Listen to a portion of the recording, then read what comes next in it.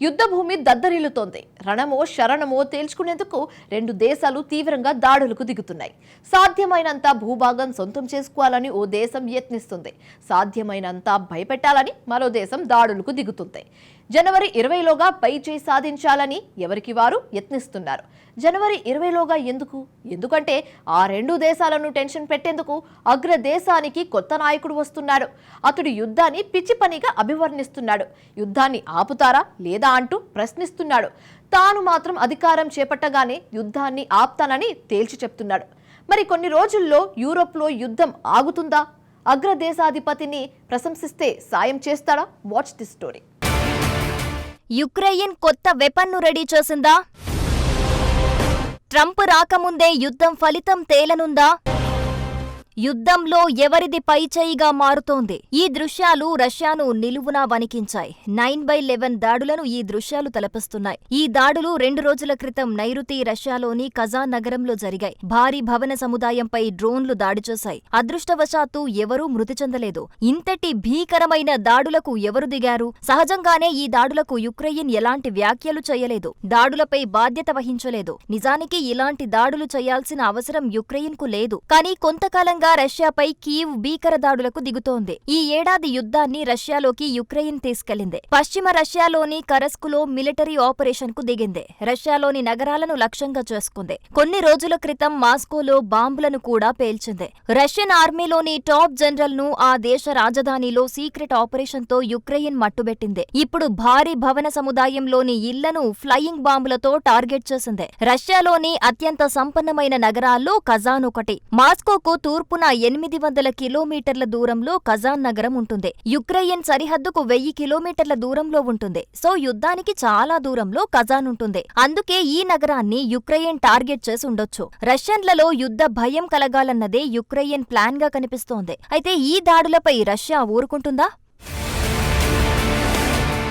Russia అధ్యక్షుడు Vladimir Putin serious గా స్పందించారు. కజాన్ దాడులకు ప్రతీకారం తీర్చుకుంటామని తేల్చి చెప్పాడు. రష్యాలో ఎంత విధ్వంసానికి కీవ్ దిగుతుందో అంతకు మరిన్ని రెట్ల దాడులను యుక్రెయిన్ అనుభవిస్తుందని పుతిన్ తేల్చి చెప్పారు. తమ దేశంలో చేసిన దానికి బదులు తీర్చుకుంటామని రష్యా అధ్యక్షుడు వార్నింగ్ ఇచ్చారు. కజాన్ దాడులను అంత తేలికగా తీసుకోమని పుతిన్ స్పష్టం చేశారు. యుక్రెయిన్ 7 డ్రోన్లతో దాడులకు దిగింది. అందులో 6 నివాస భవనాలపై దాడులు చేశాయి. 7ది మాత్రం పారిశ్రామిక ప్రాంతంపై దాడి చేసింది. ఈ దాడుల నేపథ్యంలో కజాన్ తాత్కాలికంగా విమానాశ్రయాన్ని మూసేసింది. ఈ నగరంలో భారీ కార్యక్రమాలను రష్యా రద్దు చేసింది. స్కూళ్లను ప్రభుత్వం ఖాళీ చేయించింది. ఆ నగర వ్యాప్తంగా సైరన్లు మోగాయి. ఉన్నట్టుండి ఏవో వాసనలు వచ్చాయని, 21 అంతస్తులో పొగలు వెదజల్లాయని స్థానికులు చెప్పారు. కరెంటు పోయిందని, లిఫ్ట్ పనిచేయటం లేదని వెల్లడించారు. 8:40 సమయంలో ఉన్నట్టుండి దాడి జరిగిందంటున్నారు. 1-2 సార్లు భారీ శబ్దాలు వినిపించాయని వివరిస్తున్నారు. ఆ తర్వాత తాము వార్తల్లో విషయం తెలుసుకున్నామని చెబుతున్నారు.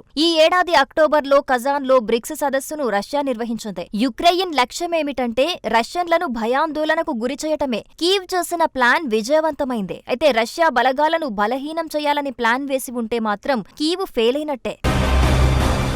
ఎందుకంటే ఇప్పుడు యుక్రెయిన్పై రష్యా మరింత శక్తివంతమైన దాడులకు దిగుతోంది. ఈ ఏడాది మొత్తం 190 గ్రామాలు, పట్టణాలను స్వాధీనం చేసుకున్నట్టు రష్యా తెలిపింది. తూర్పు యుక్రెయిన్లో మాస్కో బలగాలు మరింత బలంగా ముందుకు కదులుతున్నట్టు క్రెమ్లిన్ చెబుతోంది. కజాన్పై దాడి చేసిన యుక్రెయిన్ అదే సమయంలో తూర్పు ప్రాంతంలో 2 గ్రామాలను కోల్పోయింది. కార్కివ్ రీజియన్లో 1 గ్రామం, డొనెట్స్క్ రీజియన్లో 1 గ్రామాన్ని కీవ్ పోగొట్టుకుంది. యుక్రెయిన్లోని సాధ్యమైనన్ని భూభాగాలను సొంతం చేసుకోవటమే రష్యా లక్ష్యంగా దూసుకెళ్తోంది. 2025 జనవరి 20లోగా ఈ ప్రాంతాలన్నీ తన గుప్పెట్లో పెట్టుకోవాలని మాస్కో భావిస్తోంది. అదే రోజున అమెరికా అధ్యక్షుడిగా డొనాల్డ్ ట్రంప్ బాధ్యతలను చేపట్టనున్నారు. మాస్కో సింపుల్ గా లెక్కలను వేసుకుంటోంది. ట్రంప్ రాకతో యుక్రెయిన్ రక్షణ వ్యవస్థ బలహీనంగా మారుతుందని పుతిన్ అంచనా వేస్తున్నారు. అందుకే వీలైనంత ఎక్కువ యుక్రెయిన్ భూభాగాన్ని స్వాధీనం చేసుకోవాలని రష్యన్ అధ్యక్షుడు యత్నిస్తున్నారు. ఇదే రష్యాకు ఆధిక్యాన్ని కనబరిచే వీలు కల్పిస్తుంది. చర్చల్లో రష్యాకు పైచేయి లభించే అవకాశముంది. యుద్ధం విషయంలో ట్రంప్ నిర్ణయం చాలా స్పష్టంగా ఉంది.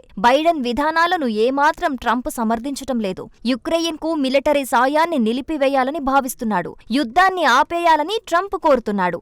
సెటిల్మెంట్ కోసం ఇరు పార్టీలు చర్చలకు రావాలని ట్రంప్ సూచిస్తున్నాడు.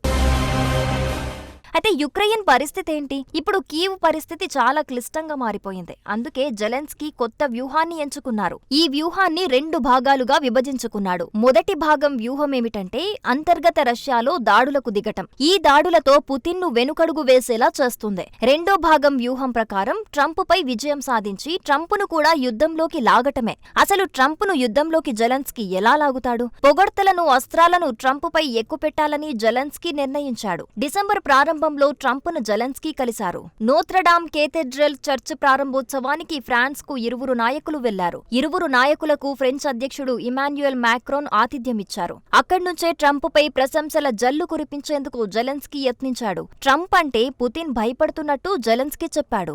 ఆ తర్వాత కొన్ని రోజులకు జెలెన్స్కీ బ్రసెల్స్ కు వెళ్లాడు. అక్కడ కూడా ట్రంప్ డప్పు కొట్టేందుకు యుక్రెయిన్ అధ్యక్షుడు యత్నించాడు. ట్రంప్ ఐరన్ మ్యాన్ లాంటి వాడని మెచ్చుకున్నాడు. అలాంటి నేత తమ వైపు ఉంటే బాగుంటుందని కోరుకున్నాడు. ఇది తమకు చాలా ముఖ్యమని జెలెన్స్కీ చెప్పాడు. నిజానికి ట్రంప్ను ప్రశంసల్లో ముంచెత్తటం జెలెన్స్కీ ఒక్కడే కాదు, గతంలో చాలా మంది నాయకులే చేశారు. అయితే దీనికి భిన్నమైన ఫలితాలొచ్చాయి. ఎందుకంటే ట్రంప్ను అంచనా వేయటం అసాధ్యం. జెలెన్స్కీ వ్యూహం పనిచేస్తుందన్న గ్యారంటీ లేదు. అయితే జెలెన్స్కీకి ప్లాన్ బి ఏమీ లేదు. సో ప్రస్తుత పరిణామాలను చూస్తుంటే మాత్రం యుక్రెయిన్ అధ్యక్షుడు రిస్కీ గేమ్ ఆడుతున్నాడు. తన రక్షణను చూసుకోకుండా పుతిన్ను రెచ్చగొడుతున్నాడు. జెలెన్స్కీ ఆడుతున్న గేమ్ బ్యాక్ ఫైర్ అయ్యే అవకాశం కూడా ఉంది. మరోవైపు పుతిన్ను భయపెట్టేందుకు కొత్త ఆయుధాలను జెలెన్స్కీ ప్రయోగిస్తున్నారు. తాజాగా అధునాతన లేజర్ ఆయుధాన్ని యుక్రెయిన్ సిద్ధం చేసింది. ఇది మైలు దూరంలోని వైమానిక లక్ష్యాలను అడ్డుకుంటుంది. ఈ లేజర్ ఆయుధంతో 2 కిలోమీటర్ల దూరంలోని విమానాలను ధ్వంసం చేయగలదు. ఈ ఆయుధానికి ట్రిజూబ్ అనే పేరు పెట్టింది. దీని అర్థం త్రిశూలం. ఇది యుక్రెయిన్ స్వాతంత్రం, బలం, ఐక్యతను చూపించే చిహ్నం త్రిశూలం. అయితే ఈ లేజర్ ఆయుధం పనితీరును మాత్రం యుక్రెయిన్ వెల్లడించలేదు. అయితే ఈ ఆయుధం అమెరికాకు చెందిన లేజర్ వెపన్ సిస్టమ్ LWS తో యుక్రెయిన్ పోల్చింది. రష్యా ప్రయోగించే తక్కువ ఎత్తులోని డ్రోన్లు, క్షిపణులను కూల్చేందుకు లేజర్ ఆయుధాన్ని ఉపయోగించనున్నట్టు కీవ్ తెలిపింది. అత్యంత వేగంగా వచ్చే డ్రోన్లు, క్షిపణులను లేజర్ వెపన్ గుర్తిస్తుందని, కానీ ఎత్తులో ఎగిరే వాటితో ముప్పు తప్పదు. యుక్రెయిన్ చెబుతున్న లేజర్ ఆయుధాలు ఇప్పటికే అమెరికా, చైనా, ఇజ్రాయెల్తో సహా కొన్ని దేశాల వద్ద మాత్రమే ఉన్నాయి. డ్రాగన్ ఫైర్ పేరుతో బ్రిటన్ సైతం లేజర్ వెపన్ ఆయుధాన్ని రూపొందిస్తోంది. 2027 నాటికి అందుబాటులోకి తీసుకొస్తామని లండన్ చెబుతోంది.